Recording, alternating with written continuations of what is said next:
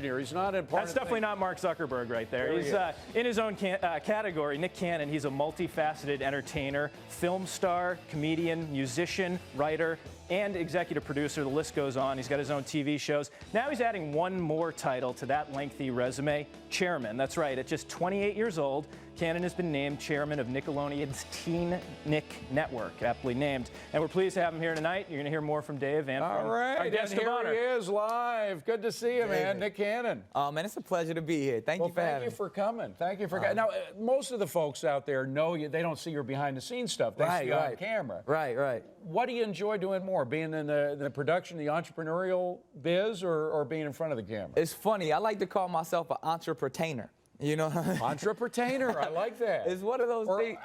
I take out the middle. I just say entertainer. Yeah, see, entertainer. I like Mind that. if I entertainer? I'm rolling. edit your thing a little? I'm rolling with that. It's just a thing because I feel like since the beginning of my career, when I started doing stand-up when I was a teenager, I've always been, you know, self-promoting.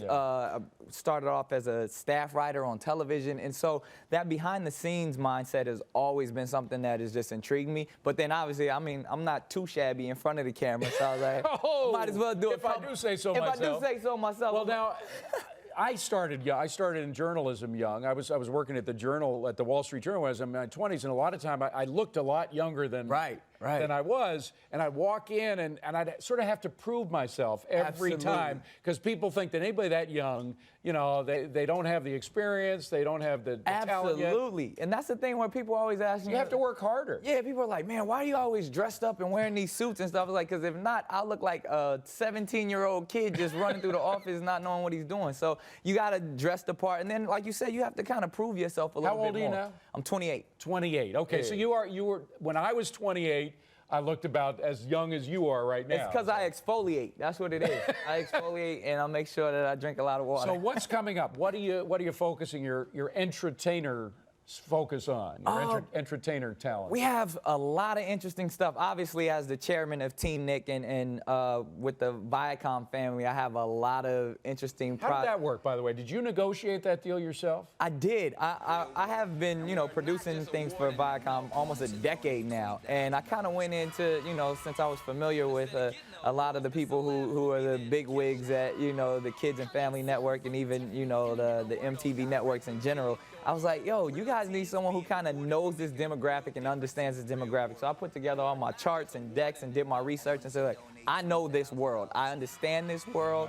I live this world. Let me kind of go out there and not only, you know, achieve some brand recognition, but at the same time, because to me it's all about for young people, by young people. It's like we got to get them involved, and the days of, you know, when television was like, here, just watch this, are over. It's like people want to be interactive. Did they people try to, when you were making a deal with these people, granted they knew that you knew young folks and what they liked, what they didn't like, but did they try to play you at all? Did they try to figure, well, this guy's young and experienced, we can play him along, did you see any of that there? They gave me a lot of respect. I mean, one thing I was trying to make sure that this didn't come off as just a vanity deal. You know what I mean? Yeah. And I think that comes with a lot of it when, you know, entertainers always get producer credits or, you know, executive producer here. It's like, I want to come in, I make sure Sometimes I'm in the it's just window dressing. Yeah, and I'm in the office every single day, you know, answering phones, taking calls, taking meetings, and I think that's all my initiative, you know what I mean? I got to be industrious in a way that, not just as an entertainer, but in a way to where I'm taken serious as a businessman. Now,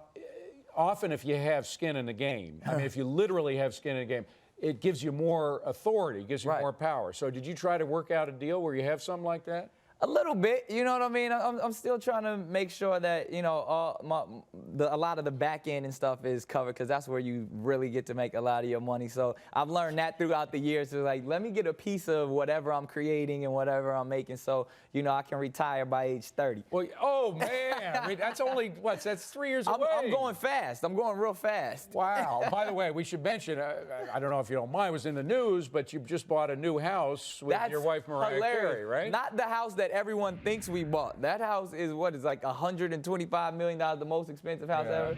It's wrong? The story's wrong? Nah, we going for the one that's $500 million. Oh, jeez. Joking, it's a recession. Come on, people.